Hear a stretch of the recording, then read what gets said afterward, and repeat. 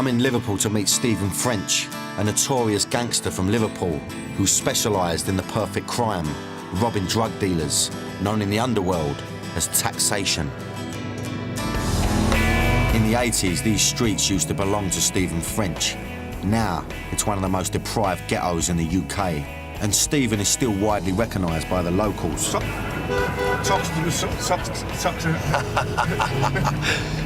In November 2007, he was visiting a friend when he was targeted by a hit squad and chased into the park. And I took off like Kip Kano, got into the park, right? And I see them close to the trees, I'm there, but then they've come. This is how I know that they were fucking serious individuals, damn. They turned the lights on into the park, and then one of them's got out, and he's obviously got a handgun. The other one, but he's got a long coat on, right? And I've seen him flick his coat, so I know he's got a shotty, yeah? I'm thinking, fuck me, I've got none. And there's a pond over there. Yeah. So I've got into the pond. The water's up to there, so you can't see me legs. I've got a 3/4 length coat on, I put it over me, and I'm lying by the rocks. See, I'm right in front of you, but you can't see me. Fucking wicked. Subterfuge and misdirection, right? Two of my oldest friends. And I'm looking through the buttonhole on my coat, and I could see them, right? And I had apprehension, but not fear. And it's a Japanese thing. I've got my phone. I'm hiding the light on my phone, and I'm saying to the but audio, just sound your fucking siren. Just sound your siren. Yeah. That'll be enough. That's enough, isn't it? Yeah. And then I've come out to the pond. I'm wet up to there. Right? And then they've gone, on the fucking floor now, on the floor now. I said, I'm getting on the floor for nobody. My name's Stephen French. I phoned you, I'm not armed, and I'm not getting on the floor. On the floor. I said, I'm not getting down. I'm not getting on the fucking floor. Come and say it. I'm not getting on the floor. I survived that attempt. I've survived over 6 or 7 attempts on my life, but they was there to fucking whack me proper. Yeah. I had no idea that taking a stroll in the park with Stephen would be so dangerous. French wanted to show me where the front line of the riots were on Upper Parliament Street, but he was feeling uneasy about all the attention we were getting. Camera draws attention. Yeah. Don't want to get, user professionals, don't want to get you drawn into my shit, so we'll be quick, in and out. Yeah. Okay? Good boy. All right. Good man, okay. After only a few minutes, French pulls the plug. He feels that he's putting himself and me in unnecessary danger. Stephen had agreed to give me a unique insight into his past as an underworld taxman. Now I was on my way to meet him in a secret location in the suburbs. I didn't know it yet, but I was only minutes away from one of the maddest experiences of my life. I've asked Danny Dyer to meet me here this afternoon, right, with a view to showing him a taxation scenario. These are the things that are actually going on today. They're quite horrific and scary, but this is the insight that I want the viewer to have, and those of the squeamish should look away. This is the first time a real-life taxation scenario has ever been shown on TV. Stephen was taking a big risk by opening up this side to me, but I got the feeling he was on his own journey to atone for some of the things that happened in the past. This guy is known as the tax man. His nickname was the Devil, and there was a reason for that, in the fact that, he used to rob drug dealers, and he used to, torture them. I don't know what he used to do to them, but, I need to get a sense of that. Obviously not too much, you know what I mean? It's time to get into character. It's time for the switch to be flipped. I don't want to scare the guy. I don't want to glamorize taxation, but I want to show the nitty-gritty nuts and bolts of what actually used to take place. Here we go. Bit of taxation. Right, let's have it.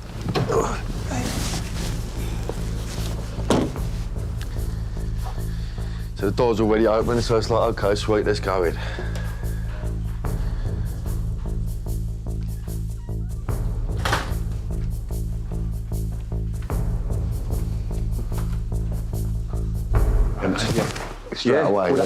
Yeah, even if you want to start struggling, right? If I put it on you now, Dan, you're gone. Yeah. I'm only holding you, Yeah.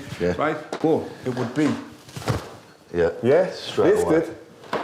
You're going to be awake for about 3 seconds. You lift it, you put down in a chair, right? And then the individual, the people that had him, would secure him in the chair. Yeah. Hands and feet to secure him in the chair. Yeah. Keep him quiet, but they leave his eyes open. I've had some geezers, and they started to mouth off.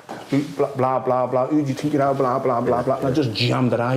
You get me? Just jammed their eye. And just, you know, give them some sharp pain, right? And say to them, well, you know, shut up, because next time your eye will come out. Next time I'll pop your eye out. If you want to come out to the sunscape, behave yourself, be respectful. The individual that now had you would be dressed in head to toe in black. They'd have a black balaclava and black gloves on, right? And you wouldn't be able to see who they were. They'd have a really large kitchen knife, yeah? And the first thing to do would walk over to you and they'd show you the knife and put the knife down, yeah? And then the rhetoric possibly would go something like this. I fucking hate drug dealers. I fucking hate people that sell drugs to children and ruin communities, but I fucking love money. I'm here to relieve you of your cash. If you don't give me your cash, really horrible, nasty things are going to happen to you. But it's all a matter for you. I don't want to have to harm you. I don't want to have to hurt you. But you're poisoning communities.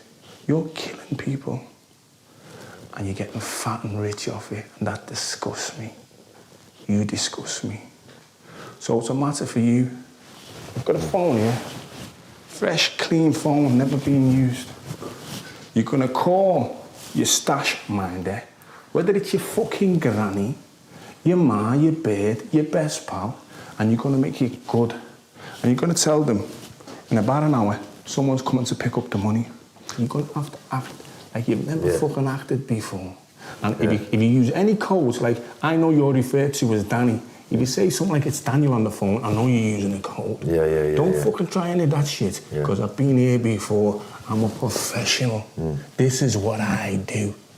And this is how the individual will be made to feel. You'll be overwhelmed psychologically.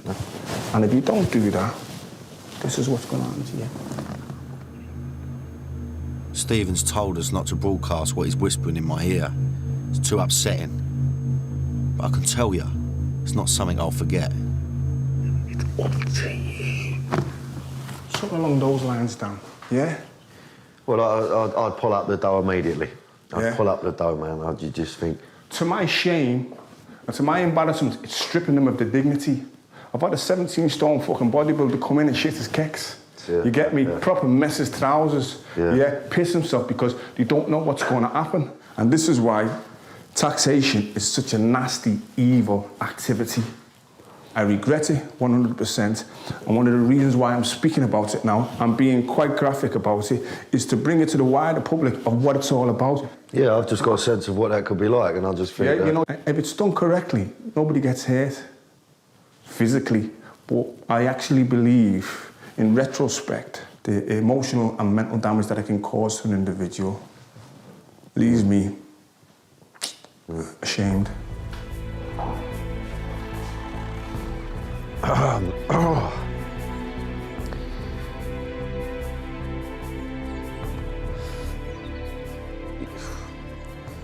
mean, it's hard to feel sorry for a smack dealer, do you know what I mean? But you would think, you know, that is the worst case scenario. I don't see how you come back from that. I can't really understand how anyone wouldn't pull up the dough or wouldn't do as they're told, you know what I mean?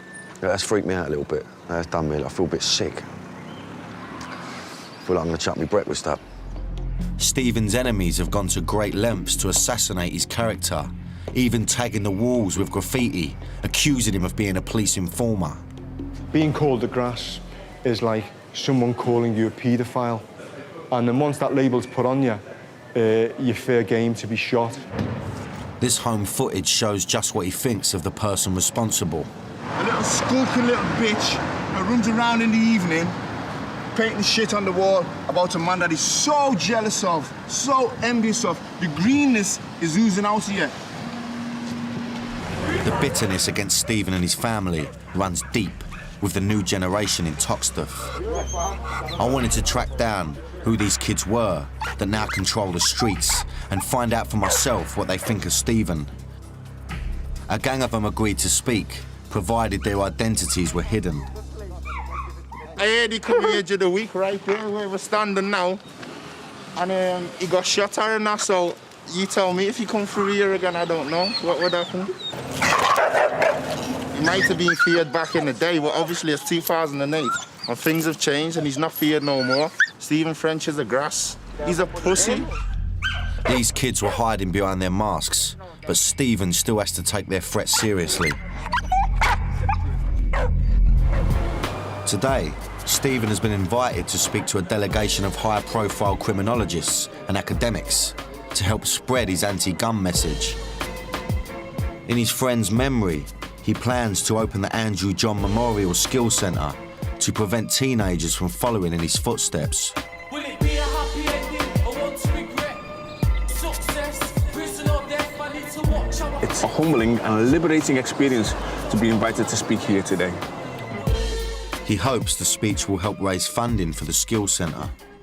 I have to bear responsibility and culpability in the rise of the phenomenon known as gun crime.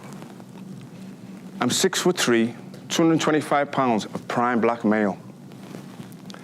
And how could a 10-stone drug dealer protect himself from a guy like me? Former British, European and world kickboxing champion. How he did it is he armed himself. 1994, my daughter was born and I had an epiphany. I knew I had to turn my life around. My options were success, death, or jail. Me personally, I want to show them the way to success. I want to show them the road to success. Success as a bricklayer, success as a plumber, success as a carpenter. All areas of success that don't lead to jail or death and don't lead to a life of drugs or pistolero. This is done to shock and horrify, yeah?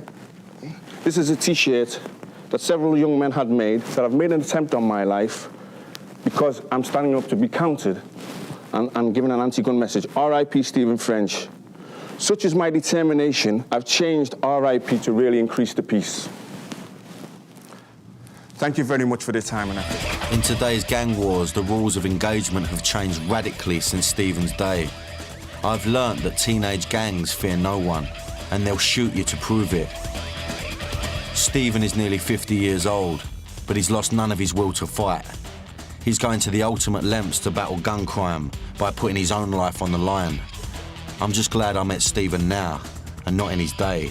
I'm on my way to meet one of the hardest military men that has ever had the pleasure to serve under Her Majesty. He goes by the name of Spud. I'm not quite sure what to expect from him or what I'm doing out here. I've been in this car for 3 fucking hours and I don't know where I'm being taken or what the fuck he wants me to do when I get there. I have reason to worry. Spud could be the toughest geezer I'll ever meet. I don't have any problems. I don't do any cock stands about killing somebody. All right, let's be clear about that. Look, I'm going to be straight with you now. I've had a bit of a late one. I feel a bit ropey. So, you know, I hope he just takes it nice and easy on me because I'm really not up to much.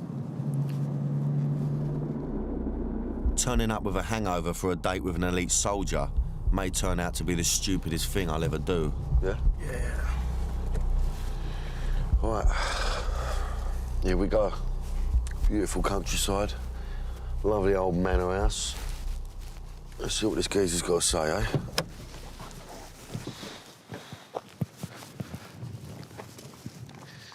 Hi. Hello, Danny. mate.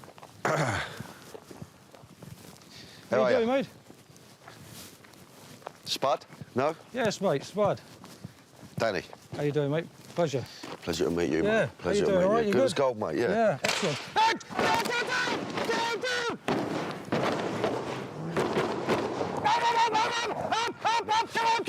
Come on, move it! Go! Spud's agreed to give me some specialist military training here at this top secret facility. But to be honest, I was really worried about what that might involve. At the moment, it's all on a need-to-know basis, and if the way we met is anything to go by, I'm going to be the last to know anything. weapon store, yeah? That's some proper weapons here, isn't it? Yeah. They're from all over the world. Oh, the big old guns here. What's this one over here? This is the 7.62 SLR. She is beautiful. And this is the one we went down the Falklands with. Yeah.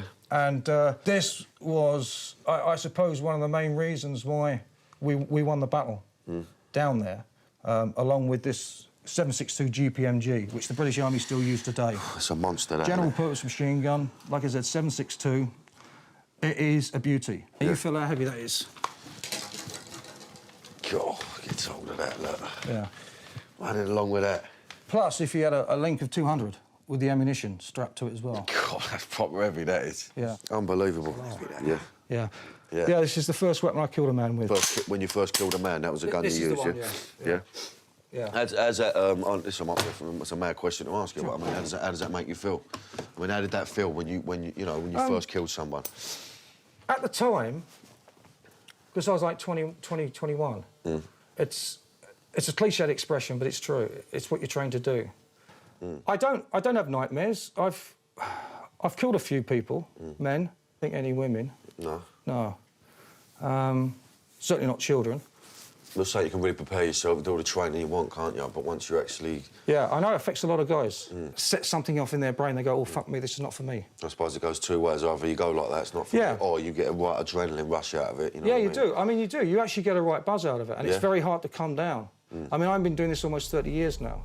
I'd read in one of Spud's books gruesome tales about the brutality of war. One in particular that I couldn't get out of my mind was when he had to use his head as a lethal weapon.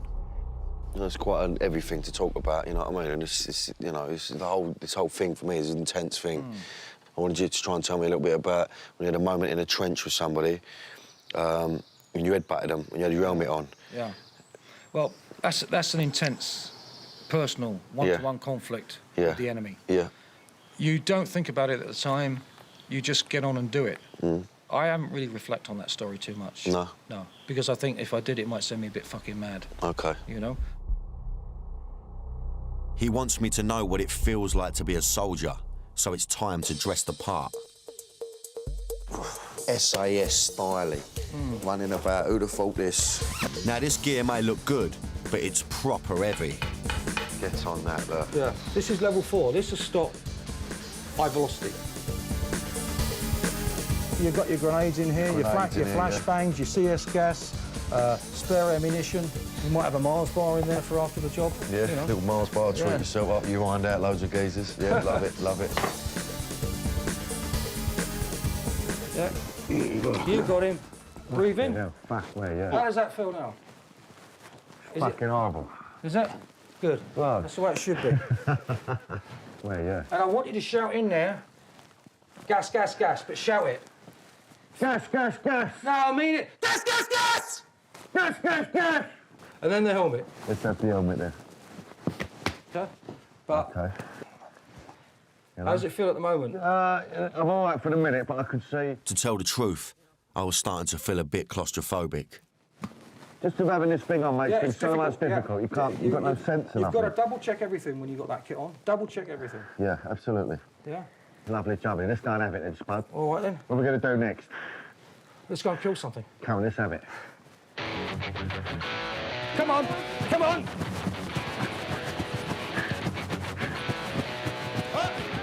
Magazine! Magazine! I'm not off to a good start. My gun has split in two and Spud's not happy. Put it back on again. Put it on. Clean it off, get that shit out of it. Let's go! Come on, yeah, over the top. That's it, wait for Dan. All this gear weighs nearly a stone. The vest is designed to stop knives, shrapnel, pistols, rifles and machine gun fire and anything else you can throw at it. Come on, Danny, come on, that's it, mate. Over here. Now sprint. Through here, come on. In here, up the stairs. Come on, upstairs. Let's go. Can't breathe. You can't breathe. Don't take it off. Don't take your mask off. Keep it there. That's fucking hard, mate. Don't, Danny. Hold on. Don't take it off, all right? I'm just spew me fucking ring up. That's really tough, man. I'll tell you what. I've just done fucking... That's nothing. Running about for 30 seconds. And the whole weight of the gas mask. Tell you what, boys. It's made me feel proper sick. Yeah. The thought of having to go into battle after that. Yeah. I mean, these superhuman people. Yeah, and sometimes you gotta be stuck for 30 minutes. I'm not quite sure I'd cut it as a soldier. Spud, on the other hand, excelled as a paratrooper and always had more brains and ambition than the average grunt. Gas-filled grenades are an occupational hazard on military operations. And because I'd ripped off my gas mask earlier, Spud wants to give me a little taste of what this CS gas can do to you. Any good? This geezer is absolutely insane. He's sniffing CS gas, and he wants me to have an experience of it. I'm willing to get my hands dirty. Like I said before, you know, I want to be a man's man, so let's do it. You let me know when you feel the effects of it. Yeah. Got him? You want any more, Danny?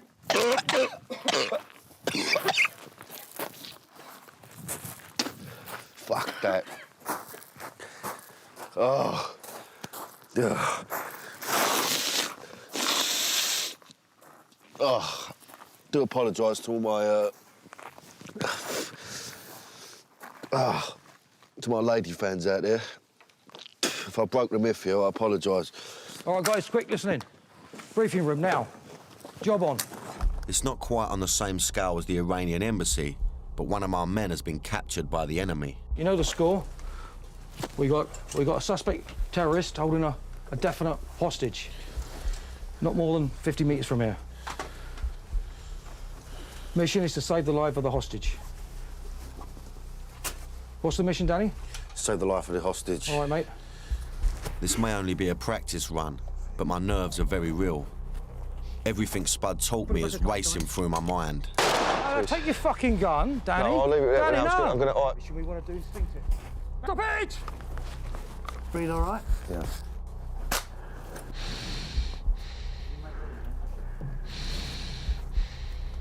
My job as team leader is to throw a grenade and then secure the room.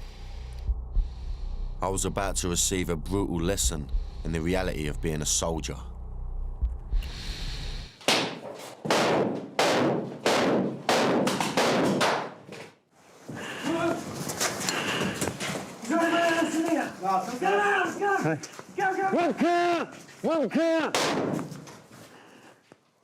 What happened there?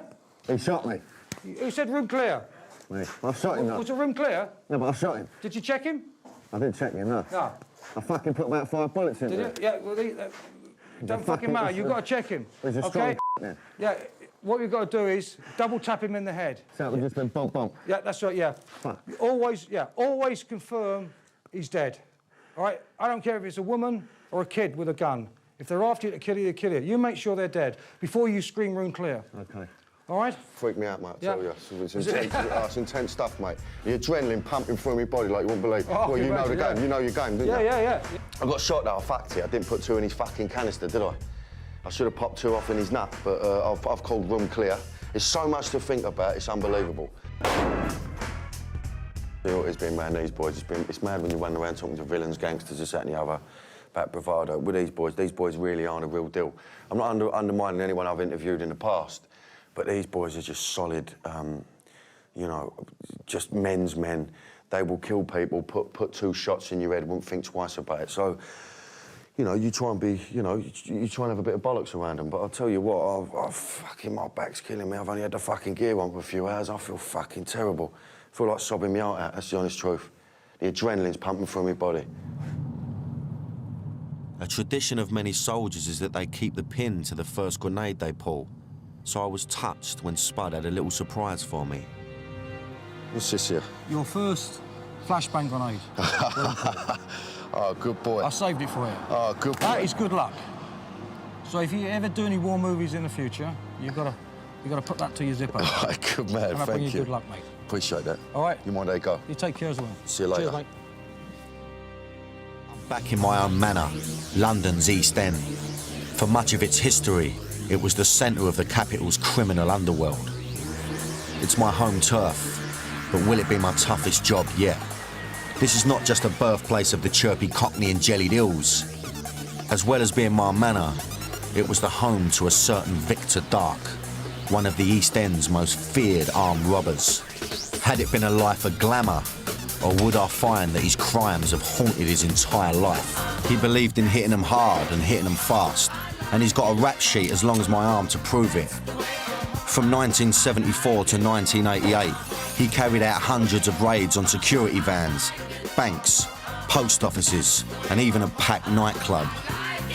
He wasn't the kind to plan big jobs like the Great Train Robbery, and he never scooped as much as the legendary Brinks Mat job.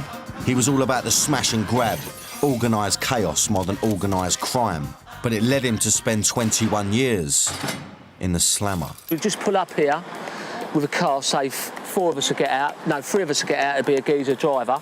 Yep. Then all of a sudden, we just walk straight across there, sledgehammer, the guns, walk straight into there when it's the most busiest time, take down the screens, get behind the screens. We used to have big bags at the time, Dan, like we used to come across, they show big, they're like post office bags, great big bags. And when we got behind the tills, my mate would be the littlest one. He'd either get the door open and just chucking all the money in the bags. Straight in, yeah. Yeah, that's how we used to do it. So we didn't really give a shit about anyone. Yeah. We was in there for 5 minutes, just clearing out all the money. Then we'd just come straight out of here, get back in the cars and drive off. In and out 5 minutes. Yeah, that's it, that was it. If it was big crowds, we'd use a double-barrel shotgun, which is like sort of snoring off, which is like looks the part. Or if it was like quick robberies like security vans, it'd be handguns. With shotguns, there was more frightening, really. So the bigger the crowds, like a big sorting office, it would be like a sawing-off shotgun. To get through the screens, we'd use hammers, big sledgehammers. Obviously, the guns I fired off was over people's heads, you know, so it wasn't at the people. I'd done martial arts for a long time. It's like when they kick, ah! You go, ugh! It's just like bang, you go, ugh! So it's just to make them jump, really. Not like obviously, once you fire a gun into someone, once again, you're going to kill them, aren't you? Sometimes it only takes one night, one misjudgment, and you're facing a 15-year sentence. The news from ITM. In the early hours of this morning, he and his accomplice, both armed with handguns, raided a nightclub in Ilford and shot the owner, who's now in hospital after having surgery. I got shot in the hand, I got shot in the groin, and I got shot through the arm. The Penthouse nightclub, Ilford, September 1988. It's 3 a.m. Vic's brought an accomplice with him to help on the job. I was bored. That's how it all starts. I'm bored. You know what I mean? I'm a bit trigger happy, a bit bored, taking on. It didn't really matter what I'd done. I could do security vans, banks, sorting offices. Didn't really matter to me. Up and down, it could be anything. Anything where there was money, it'd be there. I'll go and do it. That's what it was about. He's bored, and there's 30 grand in this club. Vic and his accomplice get let in the back door by someone on the inside. They hide in a back room, waiting for a signal to move. You sort of stand there, all getting ready, got the stuff on. So you put the mask on, you're just waiting. All of a sudden, then it happens, doesn't it? You go, you hear. That means give him 10 minutes to get out of the gaff, then I'm coming out. He gives his accomplice what he thinks is a simple job. All he's got to do is get the money and rip the phones out. That's all he's got to do. Yeah. Anyway, it goes bang. What I've got to do now, the first thing I'll do, I've got to get everyone under control. Meaning I've got to wrap them all, or get them all together, wrap them up, have the money slip off. That's what was supposed to happen. Nice and easy. Well, you know, what goes on next is unbelievable. But his accomplice doesn't get the phones off, and the old bill are called. They surround the place. There's over 100 punters still in the club. Vic's got them lying on the floor, but the place is panicked. Everyone's running everywhere. You imagine now, you've got 120 people running fucking everywhere, right? So I've got them all down in here. It's at this point in the story where we see Vic turn. He takes the owner of the club and makes him kneel in the centre of the dance floor holding a gun to his head. The paramount thought that I had is just how helpless I was. If they want to kill you, they want to kill you. I grabbed what might or might not have been the gun, and of course it was a gun, and it went off actually in my hand. I was holding the barrel, and when it came down, I got shot in the stomach as well. You don't feel anything when you get shot. In the scuffle, the bullet passes through the club owner into the shoulder of Vic's accomplice.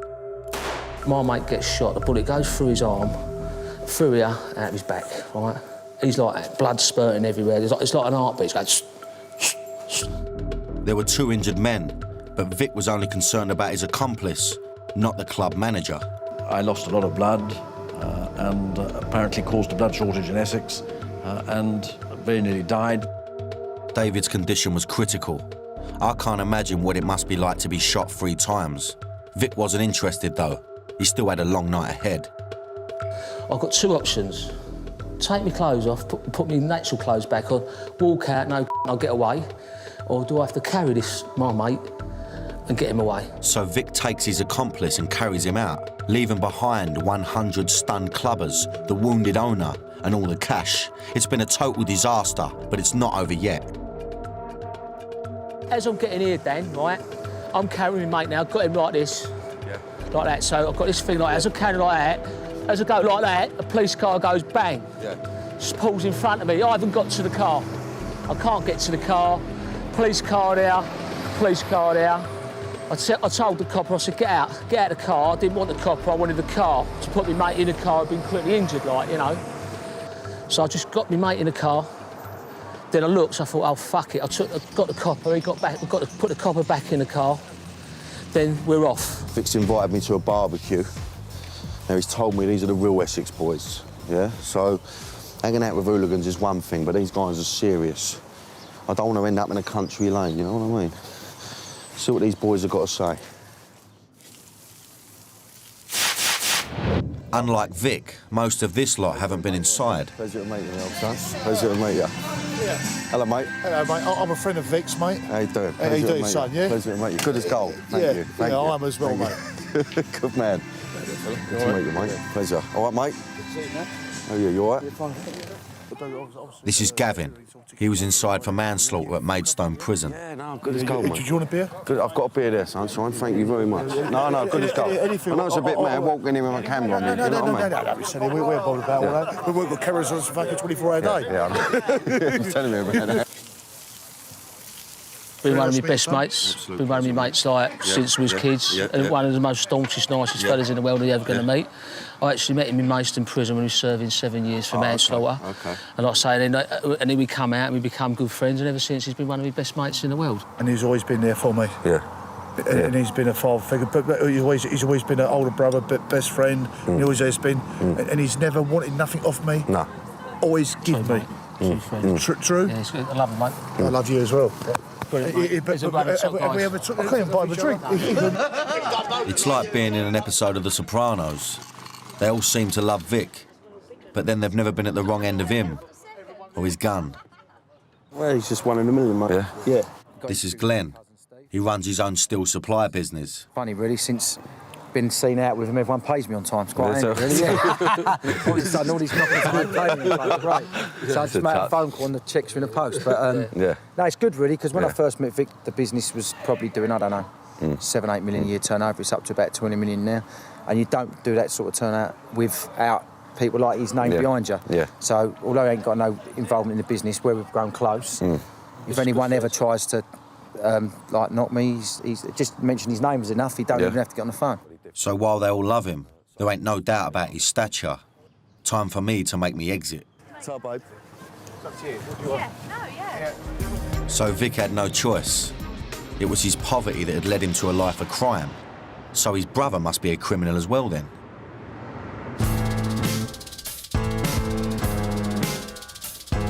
But it turns out nothing could be further from the truth. Vic's younger brother Tony is a multi-millionaire. He had the same upbringing, but made different choices, making his fortune out of packaging, not robbery. You was chasing money at an early age, I think. And I think that was your route, you know, you was working all weekends, weren't you, on the railways, grafting your nuts off, earning 50, 60 quid a weekend. And every weekend you're just doing the same thing. I think enough was enough, and you said, this is it, I want to earn easy money. I'm glad, really, that my brother took the route he did, because, like I say, it's made the family proud. But we have made us, as I said... We all took different routes, and he has made us, he's a brilliant businessman, and he's put the family on the map, really. What I wanted to know was why Vic hadn't made the same decisions as his younger brother. Why do you think you took a different path to your brother, then? Some brothers, you can't say all brothers are the same. No. They're totally different. You've got two different brothers, and he, like you said, he's always been good. He's been not one of them natural people who's like, I cheat him at cards and still win. He's just one of them people. Oh, whatever I did, whatever he's done, he's turned to gold. When you look back over the robberies you've done, I mean, how do you feel? You know, how do you feel about that? I mean, I feel a bit guilty for all the people I've caused mayhem to, really. Do you know what I mean? Yeah, I feel I'd like to apologise while I'm on the programme, all the upset I caused a lot of people, but I've done my time, and I'm not proud of it. I'd met a man who'd run around London with a shotgun and a sledgehammer, stacking his winnings in his wardrobe and living it up. But a man who'd lost 21 years shut up in jail, who was still haunted by the shadows of his past and felt people were still out to get him. I'd found a man whose crimes hadn't paid. I dreamed of being a family man over the last 21 years locked up, so I got what I want, and believe it or not, that's what keeps me on the straight and narrow, my family. I've got too much to lose now. The game's over. I've retired. At one time, Sam McCroy was Britain's most wanted man. I'm a good friend, I'm a bad fucking enemy. This notorious ex-terrorist from Northern Ireland now lives in exile. I want to find out what happens to a terrorist when they've lost the cause they're fighting for. I'm not proud of what I've done, but it had to be done. I was dedicated to it. They say one man's terrorist is another man's freedom fighter. I'm going to find out for myself. This is my local town. That's a fucking brilliant wee town. Oh, you like this town, yeah? Oh, brilliant, mate. People in are really, really nice folk. And we're just heading up to my wee flat. I've been in it 7 years. I've only got one bit of hassle. So there's 2 guys trying to kill me, trying to shoot me dead outside my flat one night. Okay, that's all you fucking need, there, isn't it? It's a Mark 5. I'll stop an AK-47. A Mark 5, yeah? Yeah.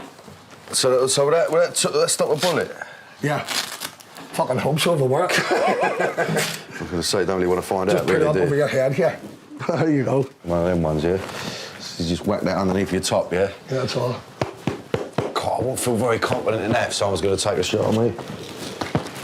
That's it. It's still going to prop her out, though, isn't it? You're going to go over, aren't you? Well, if we're really fucking clever, they'll shoot you in the head. Yeah, mate. A mad thing to have in your house, though, isn't it? That's just a way of life. Yeah, and of it's course. just later. I haven't worn. I only wore it when I went to Belfast. My dad was in hospital. I come up on this Shagger Road, and my mates went out here putting that on because it was the longest feed on. And I put it on, put my jacket up over it, and that was it. And then they just said, "Take it back with you," and it's fucking lying there. It's not illegal. Yeah, of course. It's fucking illegal about it. Yeah, of course, of course. But Sam lived a double life. Not only did he have to fight to protect his country, he had to fight to hide his sexuality. Being gay at the time in Belfast wasn't accepted, and being a terrorist made it even worse. So you're openly gay, yeah? You are. Yeah. And what was that like in the UDA? I mean, well, that was like a double life, because I found it very hard. Because see over there, because of the political situation, the sectarian situation, gays they weren't needed. It was like, here's another problem. You know what I mean? There's enough fucking political problems. Who are these people? I think some of my close friends knew. You know what I mean? But it was very hard to keep inside yourself. It must have been really tough. You know what I mean? It was dead secretive, and plus I had to watch where I was going. Of course. Because of who I was and where I was attached to. But obviously because of your tattoos and all. You know what I mean? The danger is real, but Sam wants to show me what he fought and nearly died for. To understand his new life today in exile, I've got to go to Belfast to see it with my own eyes. As Sam gets closer to Paul, he's more worried about being stopped by the police. Even though he's doing nothing wrong, he could still be detained for hours under the Prevention of Terrorism Act. And just when he thinks he's made it on board safely, disaster strikes. Whoa! Don't film it, don't. I'll take it off you, take the camera off you. Sam's been recognised by a policeman and stopped. Have you any identification with you at all? Yeah. Just handy. Thank you.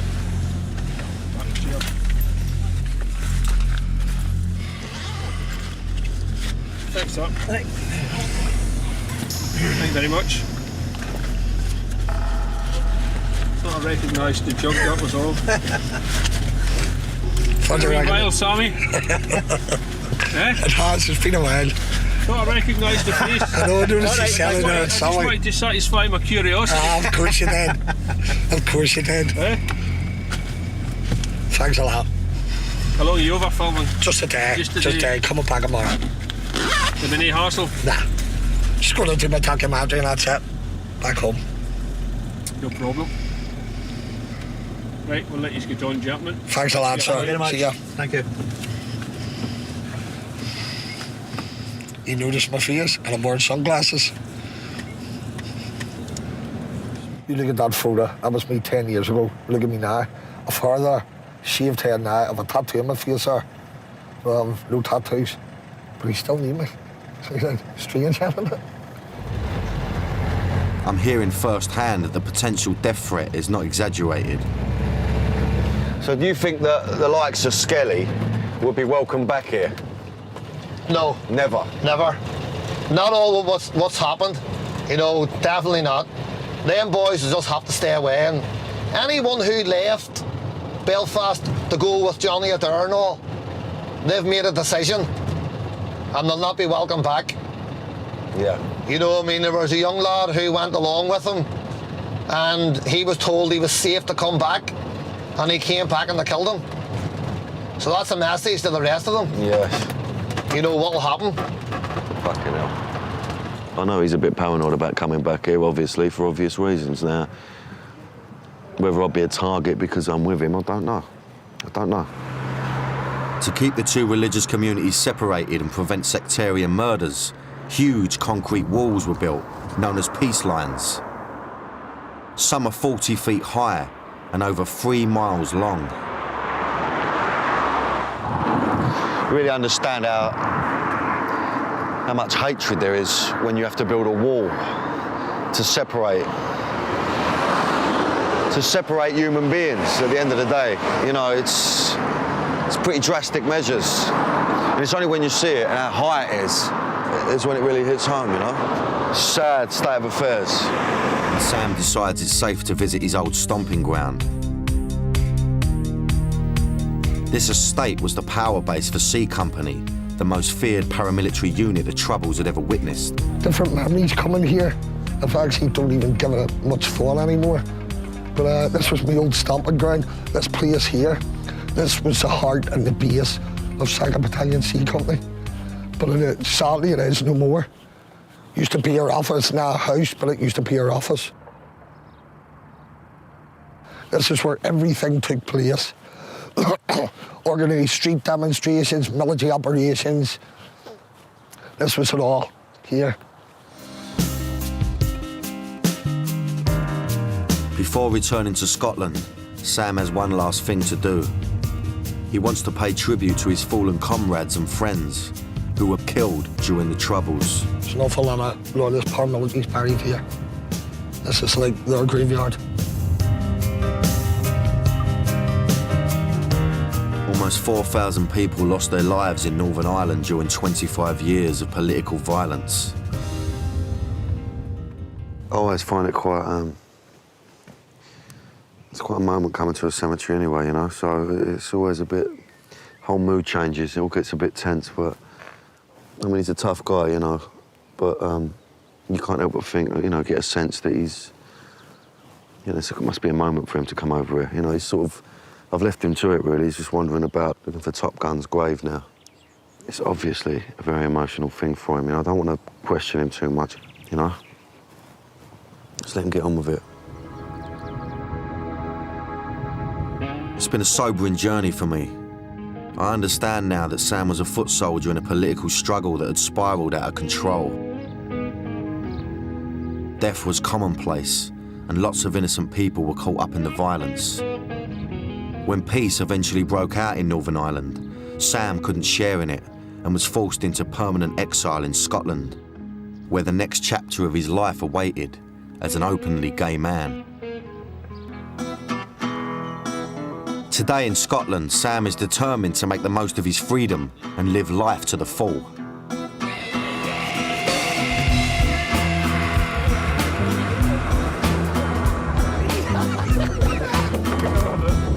Sit down, you fucking behave. Yo! Got it, Link! Sit down, Link! Come here, you slippery fuck. Foxy is all amateurs. 2?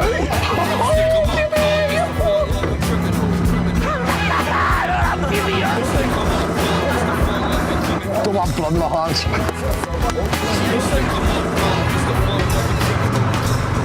It's a good laugh, and 21 in my cup. So I'm well pleased.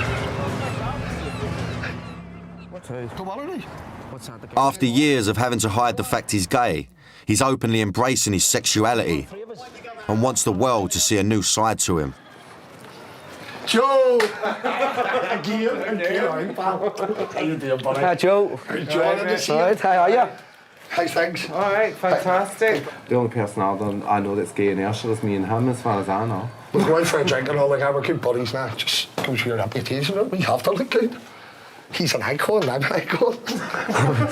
I'm a hate figure. I'm a gay icon, so There are no winners and losers in Northern Ireland's history. In the battle for hearts and minds, thousands of people lost their lives. Some will never forgive Sam for his actions, nor will they forget. But he wants the world to see he's a changed man. His past will never go away, but Sam has an opportunity to make amends for the future. The final chapter in Sam McCrory's life has not yet been written. I'm in the Midlands on my way to meet a vicious cage fighter. His name is Barrington Patterson, also known as Baz. Weighing in at 110 kilograms, he is from Coventry. Let's hear it for Barrington Patterson! Cage fighting is a no-holds-barred mix of martial arts. It's brutal, bloody, and a very big business, with more than 300 million fans around the globe. Black belts and fancy moves are no match for the sheer ferocity of this new breed of fighters. Barrington has fought from Russia to Rio and from Hawaii to Holland. But for him, it's not about the belts, the money, or the fame. It's all about the fight. But the time has now come to give it all up, and Barrington is in training for the biggest fight of his career, his last. But he's got a hunger for winning, so he'll treat it as if it's his first.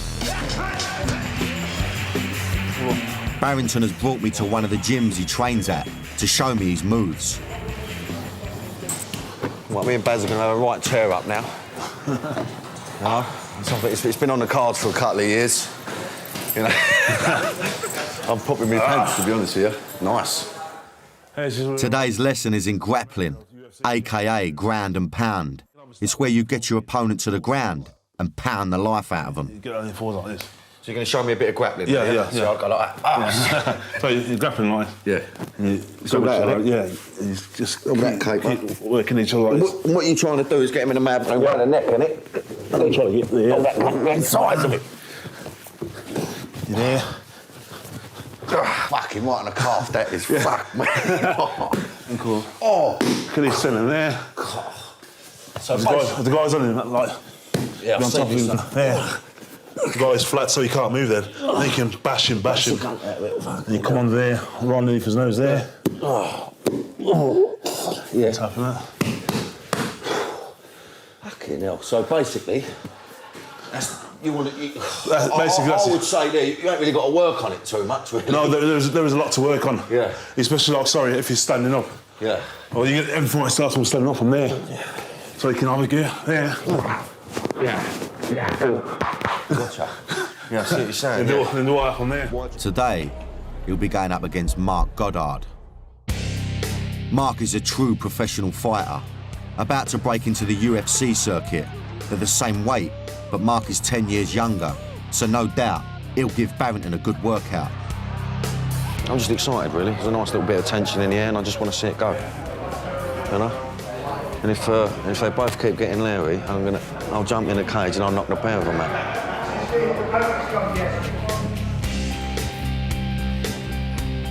His girlfriend Lucy has come along to watch with her daughter Mia and Barrington's son, Kai.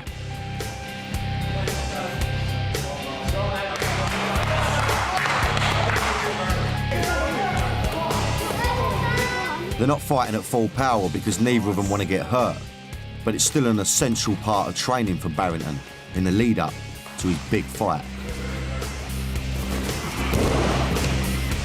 Grappling is one of Mark's specialities, so he's the perfect sparring partner for Barrington.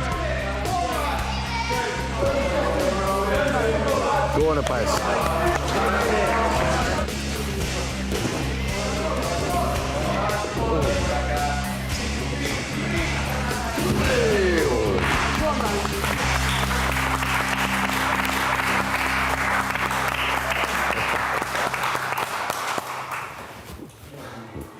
Yeah, it's quite a bit more lively than what I thought it was going to be, to be honest with you. You know, he's got his retirement fight coming up, so he couldn't, you know, he didn't want to go full throttle, but you just get a sense. Just imagine that man running towards you, you know what I mean? That's, you know, it's powerful stuff, you know. As his last fight approaches, Barrington has decided that he wants to give something back by using his skills to train up-and-coming fighters. I do a lot of teaching. I help a lot in my kickboxing club, and I have a lot of one-to-one personal lessons myself. What I do, you know, like winning, and it's nice going to like our tournaments, whatever, karate tournaments, and helping the kids out, and it makes me feel a lot better. I feel nice and proud, knowing that I've helped that person to get that trophy to show his mum and dad, and it's nice to get another Barrington, another up-and-coming guy, doing the things that I used to do. Barrington's come to see one of the fighters he's training, 20-year-old Danny Hudson. It's his first professional bout, and he's sounding confident. Very glad Barrington could be here to watch it tonight. I'm planning to go out there and knock the guy out, you know, do what Barrington's taught me quite well. It's been a high standard of fighting so far.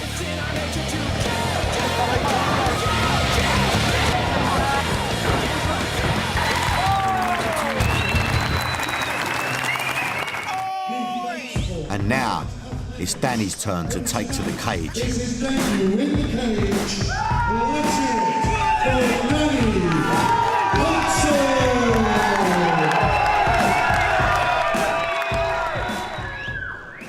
Get that jab going, Danny. Jab, Danny, jab, Danny. Jab. Jab, Danny. It soon becomes clear that Danny's outclassed. Danny! Come, Danny!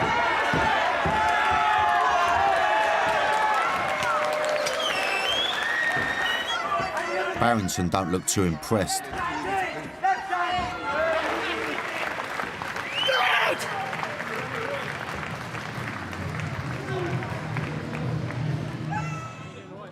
Where's Danny? Just over there. Oh, I've got to give him a piece of my fucking mind. Yeah, well, yeah, I'll tell you what. That was fucking pathetic. Pathetic. You threw a high kick to the fucking guy with so much force, the guy was nowhere near you. You spun yourself round. What happened to your fucking groundwork? That went out the fucking window. Got to work on your stand-up. Your stand-up's gone out, right out the fucking window, Danny. Right out the fucking window, man. That was shit. That's the worst I've ever fucking seen you, mate. As soon as the guy put you under pressure, you crumbled. Most stereotypical hard men are all talk and no action. But this bloke definitely follows through with his threats. He won't let anything stand in the way of getting what he wants.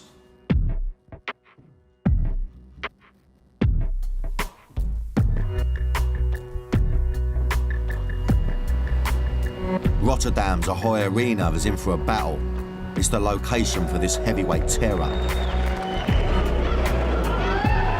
His opponent, legendary Dutch fighter Bob Schreiber, has come out of a 3.5-year retirement to take on Baz and is determined to make sure it's worth it.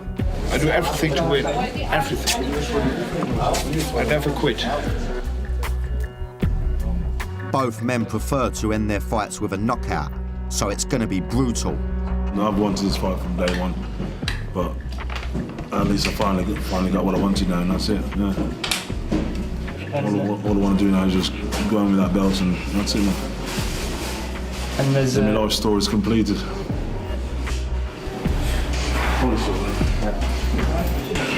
The contest will be fought over 2 5-minute rounds, with the winner crowned King of the Ring. With the tension mounting, Baz enters the arena for his final battle.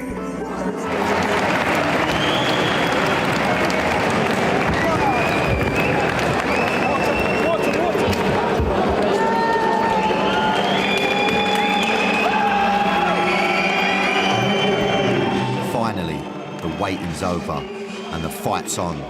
6 months of training is about to be put to the test.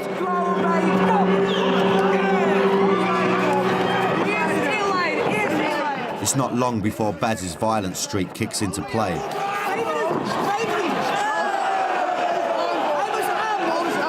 This is looking like a mismatch.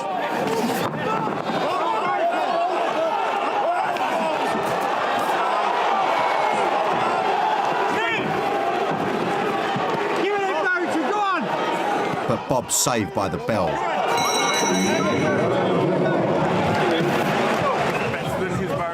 Come on, listen, you can take him. You could have won in that round, but don't worry. He's tired, Barrington. Barrington, he's tired.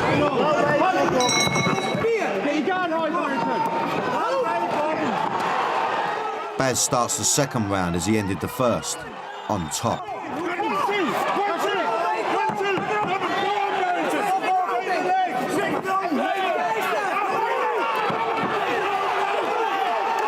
But Bob fights back, landing some heavy blows. It looks like Baz may have blown his chance.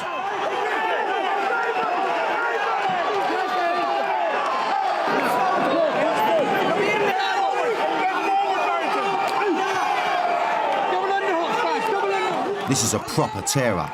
It's every man for himself, and it's turning into a street fight, just how Baz likes it.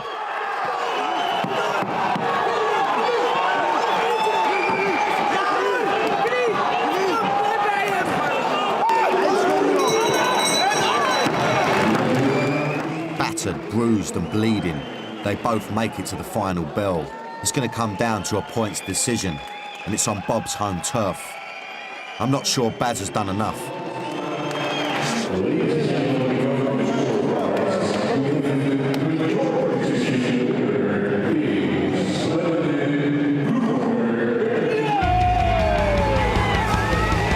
The relief's too much for him. All his hard work's been worth it. The story seems complete for Barrington. He's gone out a winner, and for now, at least, he seems satisfied with his lot. That's it for me, man. End of. I've spent time with some dodgy geezers so far, but now I'm waiting to meet a man who's risked his life to keep villains like them banged up. In his 10 years as an undercover policeman, this bloke was responsible for taking down dozens of villains and helped stop millions of pounds worth of drugs hitting the streets of London. Undercover work is exciting, it's scary, it's intoxicating. He was one of Scotland Yard's finest, and he went deeper undercover than any other detective before him. He's in danger. Move him, move his family, move them quickly. With each job he took and each role he played, he risked not only his life, but his sanity. The price that you pay for a bad performance could be your life. But how long can you spend living a double life before it takes control of you? Throughout his undercover career, he took on many different disguises to help him get into character. I always had quite a wide and varied wardrobe just to suit whatever role I was playing. I've kind of kept this leather jacket for sentimental reasons. I've had this many, many years, and I wore that on many a drugs buy or when I was pretending to be a contract killer.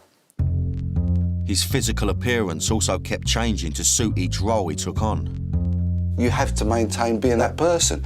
And if you're being particularly unpleasant, and I'm sorry about this, pal, but I've got to stick you up against the wall and give you a rub down now, because you could be undercover old Bill, you might be a Mickey Mouse kind of donut with a 9mm on you. You know, I've got to do that, pal. Get up against the wall, right? You'd have to do that. You know, and I wouldn't treat people in normal life like that, but, you know, I'm out there buying millions of pounds worth of drugs, you know what I mean? I'm not playing a game, you know, when your life depends on it, other people's lives might depend on your performance, then you have to be thoroughly, utterly, totally convincing. Peter graduated top of his class at Hendon College and was posted to Peckham Police Station. South East London, social deprivation, a lot of racism going on. There was a large Afro-Caribbean community in Peckham, And, you know, the cops, the people I was working with, were basically just rampant racists. I wanted to find out a bit more about Peter's early life as a copper. So I've come to a place that was instrumental in shaping his career, the streets of Brixton.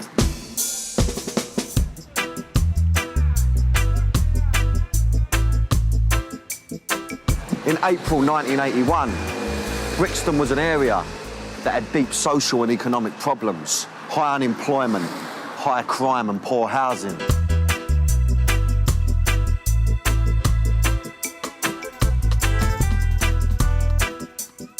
The police focused disproportionately on young black men.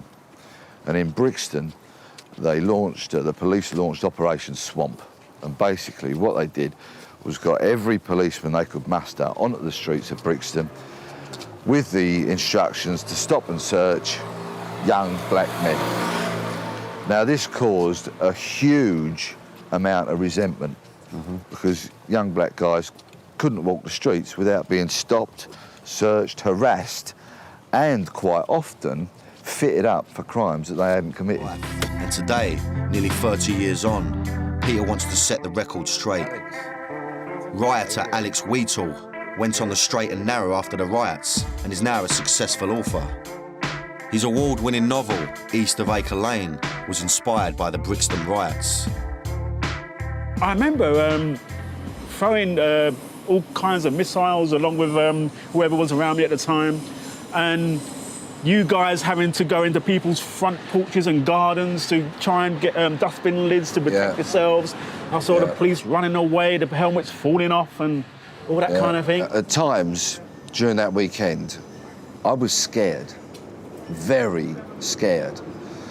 Our training was wholly inadequate, the equipment was wholly inadequate. You know, we had flimsy helmets, you know, that didn't offer a lot of protection, and I was scared. How were you feeling? Exhilarated. Right. Exhilarated to actually see the police retreat. I mean, we've never seen that. Right. It's taking a step backwards. I mean, we cheered every step that you retreated. It was incredible to see that.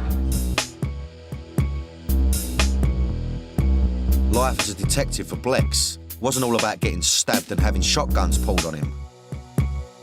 He also spent time interviewing victims, setting up wiretaps, and my personal favourite, surveillance.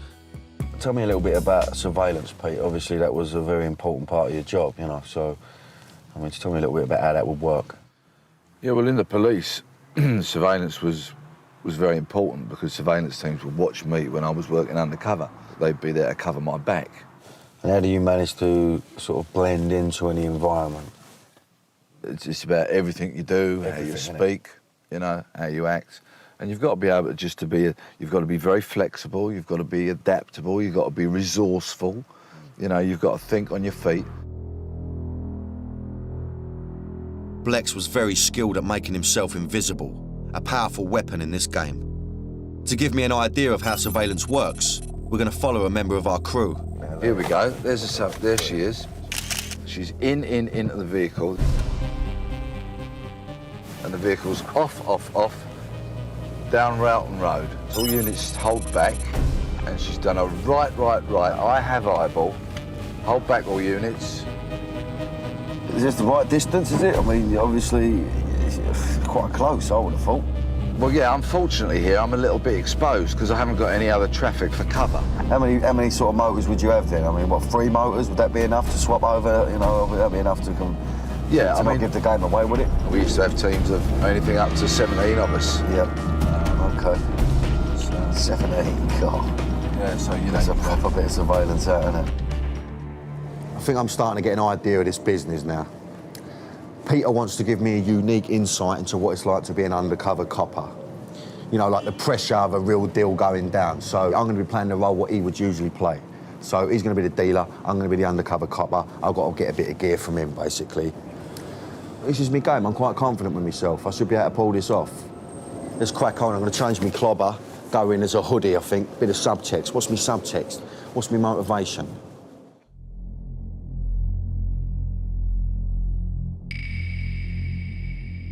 I've got a bit of nervous energy about me. Don't know whether it's because for the first time on this fucking show I'm doing a bit of acting, which is me bread and butter. I don't know. Maybe I'm going to come unstuck. But, you know, he's been a bit quiet around me, Pete. You know, I've spent a bit of time with him, but all of a sudden he don't want to talk to me. I think he's getting a bit method around me. But let's have a method up. We'll go method against method. I'm up for all that, mate. Let's bring it on. It's not like Blex went to drama school or anything. Everything he knows he learned from the streets. As part of his training on Scotland Yard's elite undercover unit, Blex would often have to take part in role plays designed to push officers to their limits. You know, it'd be interesting to see how Danny reacts to the little bits of different pressure that I put him under. So here's the deal. I'll be playing the role of an undercover cop who wants to buy some gear. Blex will be playing a drug dealer who might be able to sort me out. We've been put in touch by a mutual acquaintance called Mick. Pete? Yeah. Stuck in traffic? Yeah, sorry I'm late. It was, No, you're all right, it's sweet. It's sweet as. Yeah. No problem. How you doing? Yeah, good as gold, yeah. Lovely. How long you known Mick? Oh, fuck me. I've known Mick for fucking ages, to be honest with you. A long time. Days, weeks, months, years? Years, yeah. You know, I don't know fucking bollocks, I don't know aggravation, I just want to fucking get it done. Boom, boom, boom, everyone's happy, sweet as we go our separate ways, you know what I mean? Yeah, but it's not quite as easy as that, is it? I've got to learn to trust you. You could be anybody. You know, I knew Mick from years ago when I was at primary Okay, fair enough, fair enough. I didn't see him No, for no, a few listen, years. listen. All of a sudden he lumps up and tells me there's some geezer, cake up with money, wants to do a bit of graft with me. I don't know you even fucking had him. Fire away. Fire away. Ask me whatever the fuck you want, mate. Whatever the fuck you want. Take your clothes off. Get me arsehole out, yeah? Yeah. Why shouldn't I fucking take my club off, mate? You Because you fucking could be wind me old up. Bill and you could be wearing a wire. Fucking hell. You want me to fucking strip off, do you?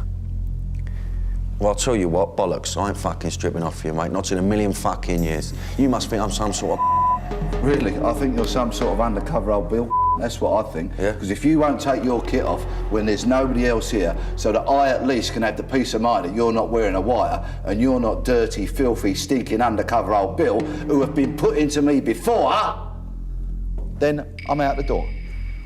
Listen, this is the bollocks I don't want. I don't want all this fucking bollocks. I understand what you're saying, but for fuck's sake, you want me to stand there, start bollock fucking naked? It's a simple thing. Okay, right, okay. Small thing. Small thing to you, yeah? Fucking big thing to me, but I'll tell you fucking something now, right? I fucking will strip off, all right? I'll get me fucking bollocks out. Is that what you want to fucking see? Yeah? Is that what you fucking want? I'll fucking do it, yeah, boom. What do you want? Fuck me, yeah, look, boom. What more do you want from me, mate? For fuck's sake, you know what I mean? Fuck me. I don't need this bollocks, to be honest with you. And your top, please. And me top, yeah? Yeah, look. Thank you. Turn round. Great.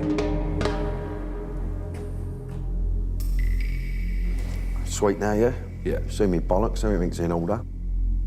I have got some brown. Okay? Mm-hmm. Do you have the capability to handle what I've got? Of course I have, otherwise I won't be sitting here, mate. What sort of size parcel are you looking at? Well, I'll be looking at least a few key.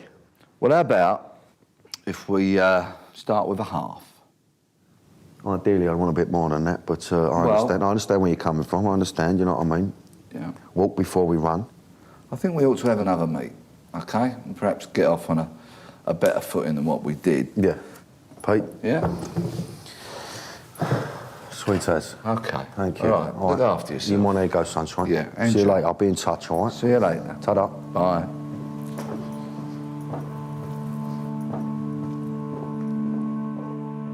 He's definitely gone up in my estimations about what he does, you know what I mean? I do understand that his job, man, is fucking, that's another level, mate.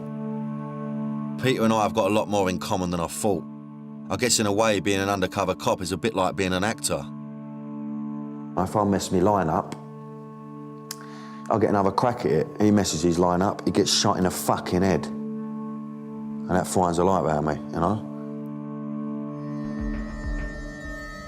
The threat on Peter's life is still very real, and as our time together draws to an end, I find out why he wanted to make this film. You know, I was responsible for putting a lot of people away for a lot of time, but, you know, my betrayal of anybody was professional. And if anybody wanted to put themselves to the trouble of coming after me now, you know, they'd be very foolish, because all they'd be doing is getting themselves another big prison sentence wrapped around them, you know. And I decided that it was more important to tell my story than to worry about fear of retribution. It's been a long, difficult path to recovery for Peter, and now, above all else, he dedicates his time to his family.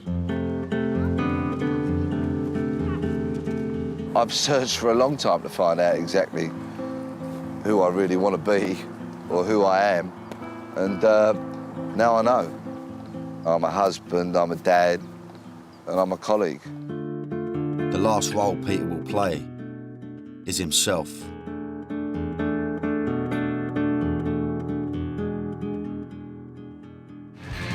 Welcome to the East End, London town, home to pearly kings and queens and the beautiful art of boxing. I'm here to meet one of the most brutal fighters to have been born within the sound of the Bow Bells. Oh, fuck me. He's an old-school brawler who gained notoriety for nutting Audley Harrison, the Olympic gold medal winner. I don't care who you are, whether I hit you going over. And he managed to fight off 3 geezers with an axe in his head. In his spare time, he was a renowned East End enforcer, sent to persuade people to pay up. I bought to over like 250 grand in a plastic bag once, you know, in a black bin liner. But his criminal career ultimately ruined his chances of becoming a boxing great, and his life spiralled out of control. I'm entering a world of ultra-violence to meet the notorious Dominic Negus. So this is Dominic's gym. Looks like something out of Snatch, I'll be straight with you. And now I've heard he's one of the top boys. He's one of the guys the top boys would ring if they wanted a bit of muscle. He's now a boxer, got a little gym. This is his manor. It's on my manor, actually. Let's go and have a pipe.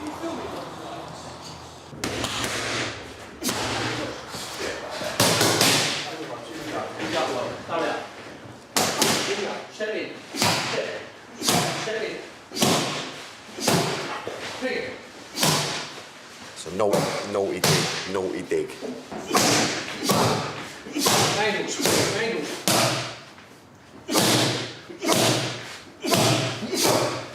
Good to meet you, son. Good to meet you. How are you? All right? Fuck time. Fuck, mate, that's a powerful dig you got there. What you got planned a bit today then, son? Well, we've done have a little bit of a tour around. There's an old pub we used to hang about. I mean, obviously, I don't go out no more, you know what I mean? It's not so much for my health, but for other people's health, I don't. Yeah. To me, I used to turn up on the old, I used to have a booze. Yeah. But yeah, the sort of pub we used to hang about, we'd go down there, perhaps a few of the boys will be down now. Okay. I started doing a bit of door work when I was 19, and where I got bullied, I definitely become a bully in the end. I was knocking out people every other day. I'd have a stand up with anybody, you know. I wouldn't give a fuck if you're Jackie Chan or Bruce Lee, mate. If I punch you in the chin, you're going for a kip. Yeah. You know, you go Thursday, Friday, Saturday. After years of being bullied, he was finally getting the respect he craved. I loved the reputation. It was like the fact you go to nightclubs, never had to pay for nothing, all of a sudden everyone knew you, especially like you go in Marbella, all the boys would be out there, come on, go, they really like you. They just think, well, keep him out, because if he gets on a booze, he'll turn and end up throwing us over the balcony. You know, but to be honest with you, Dan, I just so wanted, where I suffered from being a kid, like the fat kid that got bullied, I so wanted the reputation, if you know what I mean. I was so striving to be a part of something that I did the most stupidest things just to get a rep. And to be honest, it took me, you know, I'm 38 now, it took me 30 odd years to get a reputation. It's going to take me another 40 years to lose it.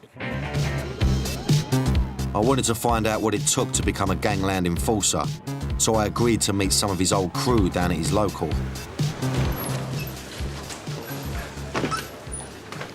Oh, here we go. Hey, get on this mob here. How are you? This is Jim. Good to meet you. This is John. Danny. Good to meet you, John. Oh, okay. That's a proper little mob, that one. Let's get it on. Boss, I think we'll have a little game of pool or something. Yeah, we'll ask you a few questions. Yeah, we'll keep it nice and sweet. Oh, what's it, a nick? I'll whack the nick in. I've got the keys to that. All expenses paid. All right, boys, so one was Dom. Was he an important part of the team then, or what? Yeah, he was the main player, really. He's like, you know, we were like his soldiers, you know what I mean? Oh, really? Yeah, he was the main man. But but only the, people who just had to pay whatever they owed, do you know what I mean? They got rough, we got rough with it. How much was, violence, part of the job? Mainly we go around and just be civil with you and say you owe this debt, you got to pay it, and that was it. If you didn't pay it and you got salsa, you got a right hander. End of the matter, isn't it? It's funny, you're right handers, bloody hell, must let my mum went, yeah. I find that hard to believe, to be fair. Yeah. So tell me a little about the first debt you collected. I do remember one of the jobs, one of the first ones, it got a bit messy, because I didn't really know how to play the part, if you know what I mean. It was, as far as I'm concerned, we knocked on the door, and all I did, as soon as you knocked on the door, I whacked the geezer. And then my mate straight away, but give me his due, he paid the money straight away. My mate was giving his nut, he was going, fucking hell, Dom's a bit strong. So as soon as that door was open... I just cracked him, boom, right hander, and that was it. And to be honest, hopefully you see earlier, I ain't got a bad right hand on me, you know what I mean? So... I was going to say... Dom and the crew kindly offered to show me what it was like to be on the wrong end of a debt collection. Being game, I offered myself up to play the role of the man who owed the cash. I was just hoping they wouldn't get carried away. So, Dom and the boys, they're going to show me a bit how this debt collecting thing works. It's a bit of role play for a start, so it's just a bit of role play. Don't take it too seriously at home, all right? Now, I owe them 20 grand, we're saying. They're going to knock on my door, they're going to go through the motions. We used to be so blinkered about things because that's what we did, you know what I mean? We were debt collectors, but also, we would say debt collectors, you know what we were? We were more negotiators, hard, iron fist negotiators. I'm not sure this is how the Halifax would have dealt with it, all right? Sort his mugs out. You Danny? Yes, mate. Hello, mate, you all right? Mind if we come in? Yeah, all right, no, come in, yeah, no problem, no problem, yeah. Saying some horrible things I wouldn't even I'm not going to talk about. And I used to get a kick out of it because I was bloody good at it, because I was so blinkered about things, I wouldn't give a toss, you know what I mean? People getting cut and things like that, and I wouldn't give a monkeys, you know what I mean? Because that's how it was, people getting their heads kicked in and, people getting knocked out, and it was just every day. It become every day, it's such an everyday occurrence, it was just the norm. What's that? Hold up a minute, mate, hold up a minute. Hold up. Joe sent us round. Yeah, no, listen, I'm not... 20 grand for the murk. The crew used to collect money on behalf of the crime bosses from people who couldn't go to the banks or the police. All right, well... Get ready and we're going we come with you. Whether it was for a car or a drug deal, as soon as the debt needed repaying, they were sent in. Either give us the fucking money, or we can go the other route, you know what I mean? Well, I've got it, but I've got to do a bit of running about to sort it out. I was experiencing what it was like to feel the threat. And what I was hearing weren't pretty. I just wanted it to be over before I knocked them all spark out. Sometimes how you do it, the thought of the violence is much more intimidating than actual violence. If I went bang and whacked you on the chin, it don't really hurt that much until you wake up, then actually the thought of it, you know what I mean? So sometimes it's the mind game. That's what I'm saying, Of course I wasn't in any danger. But in the role play, they revealed a little of their techniques. If you knock on the door, you know what motor they've got, because you've got a bit of info on them. So, sorry, mate, I'll just hit your motor outside. First thing he wants to do, get outside, see what you've done to his motor. As soon as he's outside. For Dom and the crew, working as debt collectors meant that they were operating outside the law. Who's allowed to hit anybody? Nobody. No. But it depends. But then listen, if you owe money for something dodgy, then how can you go to the old bill? You can't play both sides, can you? If it's, again, drugs were never my game, but I can't say I never collected money for. I've, done the odd thing, but at the end of the day, you just got to go and pick it up, and that's what it is. It's no man's land, ain't it? But Dom's violent attitude started to piss a lot of people off, and they decided that he needed to be taken out. In April 2004, an incident in a cramped changing room in a 5-star gym in Harold Hill went on to change his life forever. Dom's returning for the first time since he was nearly killed to talk me through exactly what happened. Oh, small in here, isn't it? Well, yeah, it was a bit cramped that night, I've got to be honest with you. After a heavy session on the pads, Dom returned to the changing room. What he didn't know was that 3 men armed with a baseball bat, a gun and an axe had entered the gym looking for him. door kicked open, shouting and screaming, Dominic, ah! And I fucking turned around like that, and I'm just basically standing where you are. There's a big lump there, and the geezer about my stamp, and a little fella. And the little fella's also pulled out his, pulled a gun out, it's gone like that, and the first thing I went like that, I thought, what are you going to do with that? But with his back turned, the geezer with the axe planted it in the middle of his head.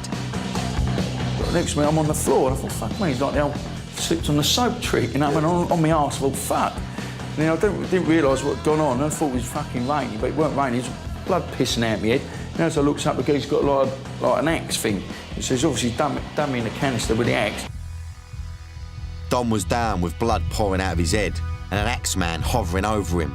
But all he could think about was his reputation. I think, fucking hell, you're supposed to be a bit naughty on your arse. As I went to get up, as I gone like, he's trying to do me again, and so it got stuck in my hand. I thought, shit, I'm in trouble here.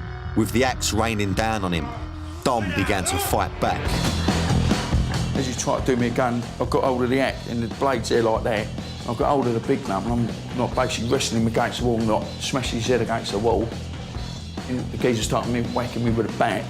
I've taken the bat off of him. The funny thing was I couldn't hold the bat at first, and I didn't realise till afterwards all my hands were all fucked up.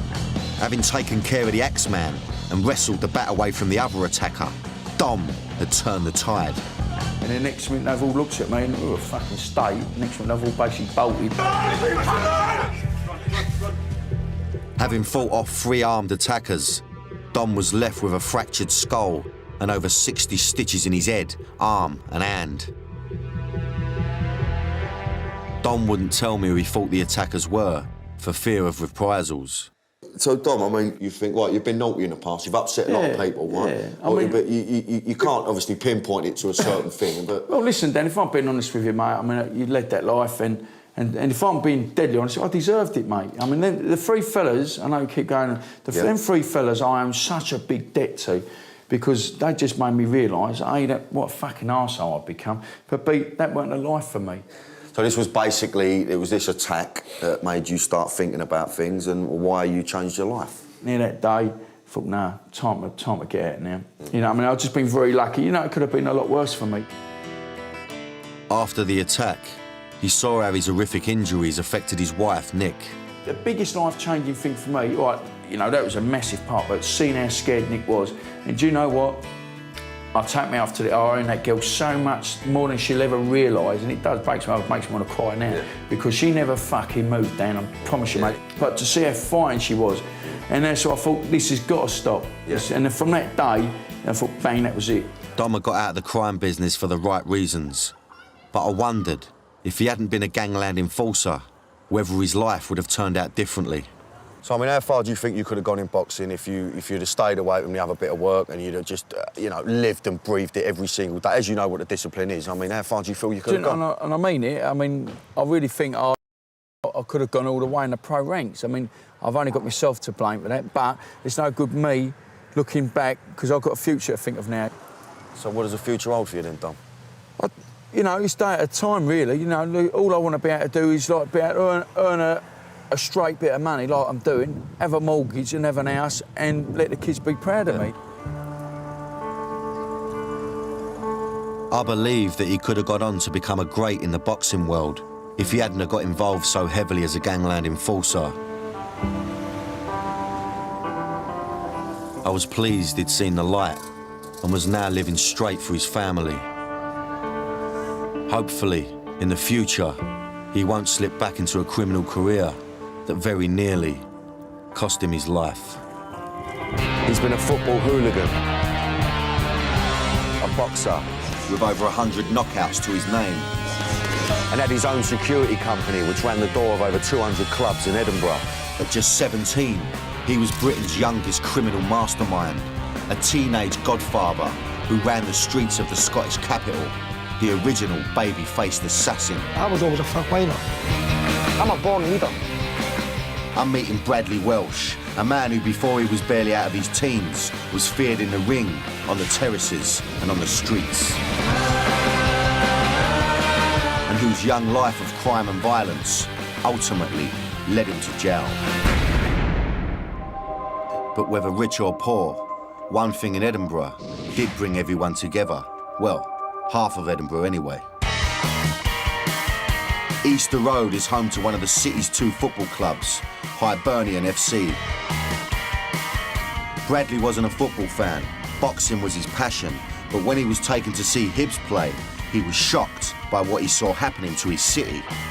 Now, every time that you came to Easter Road, yeah, Rangers and Celtic predominantly, because they were the big force in Scotland, would go to every city in Scotland and they would piss all over the streets. Take over. And they would take over, mate. As a young boy coming down here at 200 years old, I was fearless. I was a boxer, I'd had about 200 fights, mate. And then coming here, I used to see Hibs supporters hide their scarves. And I can remember going on the train road and somebody saying, well, you better hide your scarf. And to me, that was like, what? You know, because this is my city, this is the castle that I live with. This is, you know, this is where we're from. I was never brought up to hide anything. Determined to play his part in defending his city from the invading hordes, Bradley and his friends formed their own infamous group, the Blackleys Baby Crew. I'm a born leader. That's what I've always done. I've never listened to other people. I've always took things, maybe partly because of my confidence. So I started to form my own wee mob, and how I done that was I collated them together, got membership cards, and started to organise them along a battalion line, yeah? And there was literally a couple hundred boys at that time. But by no means was I like just the main guy. That was the beauty about this Hibs thing. There was 50, 60 main guys. That's what our strength was. We made Easter Road a fortress. But when it was all kicking off back in the 80s, one person he most certainly didn't want to know about what was going on was his mum. Incredibly, he managed to keep his hooligan life a secret from her and his stepdad. Like any teenager, he got into trouble with them, but they had no idea what he was really up to. Any, you know, hint of trouble or even, you know, school reports, whatever, or just acting up, he was kept in. He was stopped for going to his training, you know, and the usual things that parents would. Kept him in the pub till 5 o'clock on a Saturday. Saturday. Kept him when we were both working. So he couldn't go to the football. But when England came to Scotland for an international match, Bradley snuck out and went to the game without his mum knowing.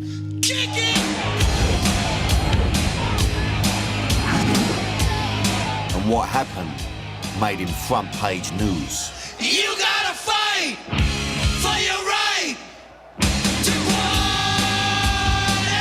There's a picture, and it's got England at the bottom, Scotland at the top, and it's got a no man's land, and I'm standing in no man's land with a big stick, and there's a policeman grabbing me like this. Scotland v England was a major battle, and he was a boy in a man's world who could more than hold his own. At the age of 45, I was a great fighter. I was 8.5 stone.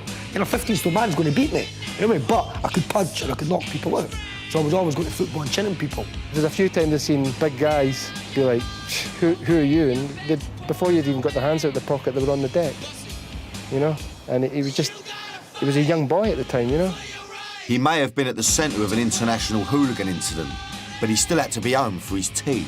I got on the train at half-time, got back to Edinburgh, clearly the game's just finishing, and I've walked into my mum and stepdad's pub as if I've just been up to them, thinking I've beat them. That morning, Sunday, they worked in they owned a pub, so I'd be in the pub till late at night, 12 o'clock. The Sunday Mail papers came round, and on the papers, what's on the front page? Me standing on the front page, like that, hooligans and stuff like that. I had to cut the paper, yeah, take the photos of it, and then leave the papers in the pub. So my mum wouldn't know. So Bradley saw this as an opportunity to capitalise on his position and notoriety. He went into business with a company called Westland Security, who provided the muscle on the doors of some of Edinburgh's biggest clubs. But Westland wanted more contracts, and Bradley's role was to go and get them. Edinburgh was known for, you know, its casual thing, mate. And I just saw a wee opportunity with that there, yeah? You know, all these bar and club owners that were sort of, you know, hiring security to try and keep these supposed troublemakers out. So I went out there and overnight, maybe got 3/4 of the doors in Edinburgh. Before long, the doors of most of Edinburgh's clubs were controlled by Bradley and Westland. Because I was in the overdrive now. I was 17 years old, just turning 18, and I was going, I thought I was Don Corleone. I thought that this is it, I can do whatever I want. I was fearless, I was being predacious with people, overpowering people, and I was a kick, you know what I mean? Bradley hadn't just been running the doors, he also had a vested interest in the success of certain venues. He was putting on his own nights at some of the clubs and coining it in. He wanted his nights to do well and competing nights to foul, and he was in a position to make it happen. But being such a prominent figure in the city, It wasn't long before the old Bill started to take an interest in Bradley's clubland activities. They suspected Bradley had been using firearms to back up his threats. In response, they mounted a massive police operation to take down the teenage godfather. With the police trying to put together 6 months surveillance, and my house was bugged, they were bugging my telephone calls. The police were closing in on Scotland's youngest gangster, and another chapter in his whirlwind life was about to begin. Prison. The police, in their infinite wisdom, and correctly so, decided to take me up and drop me right to prison. Great fighters always get back up. Bradley was about to do the same. We used to say, you're knocked down, you'll never be knocked out, you know, you'll come up again. Because you've got to, you know, stand up and... just get on. And so it was to be Bradley's first passion, boxing, that would get him back on his feet.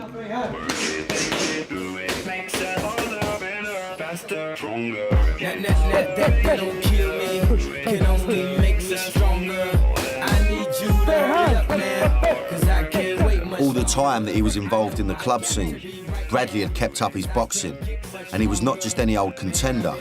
As Scottish Eastern District champ, he was on the verge of representing Britain at the 1992 Olympic Games in Barcelona. He was actually on the Olympic select team, and instead of going there, he was locked up. Couldn't believe it. When Bradley was released from prison, he went from strength to strength. Some 12 weeks later, after being released, I fought in the semi-finals of the British and beat the last year's British champion. Then, some 2 weeks later, I was away to Italy to box against Italy, then away to Turkey to the championships, and away to Canada. So things were sort of a wee whirlwind. Bradley was at the top of the amateur game and decided that now was the time to put his troubled past behind him, leave Edinburgh and become a pro.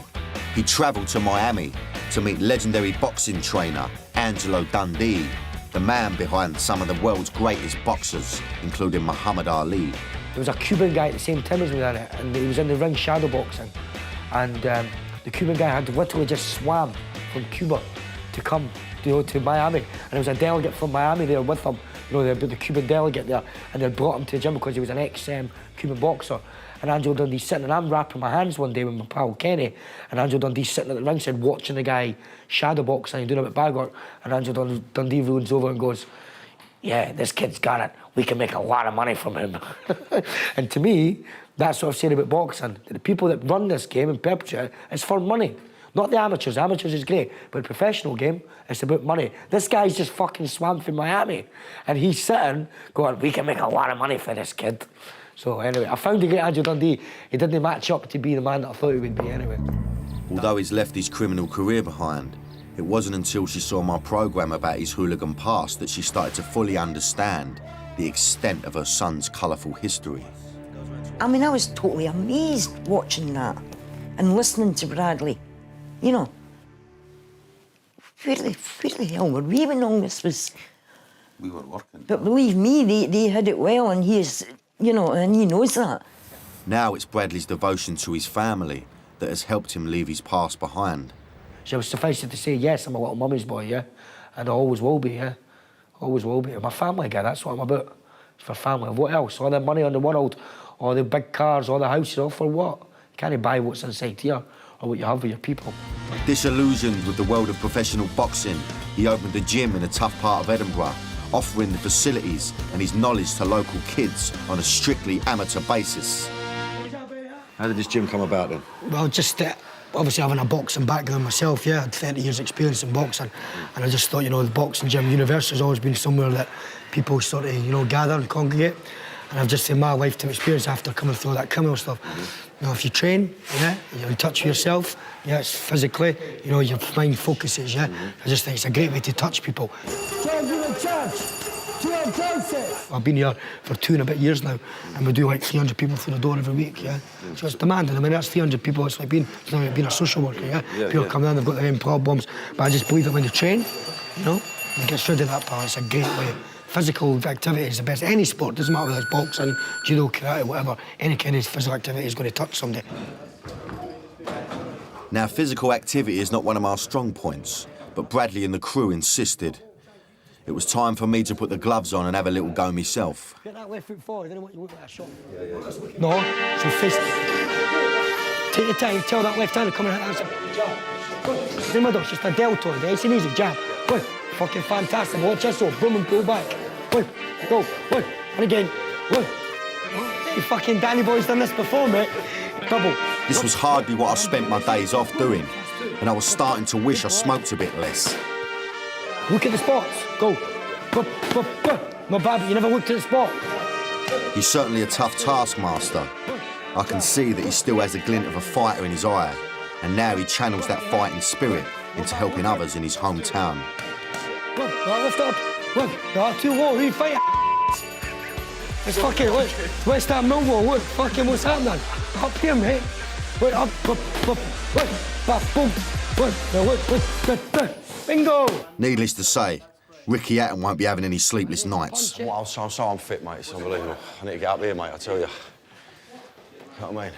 I'd probably struggle against Ricky Martin. People that are criminals and seek to gain financially. To buy what? Can you buy your family? Can you buy your friends? When you lose your money, you lose nothing. When you lose your health, you lose something. When you lose your character, you lose everything. And that's something that we've got in abundance.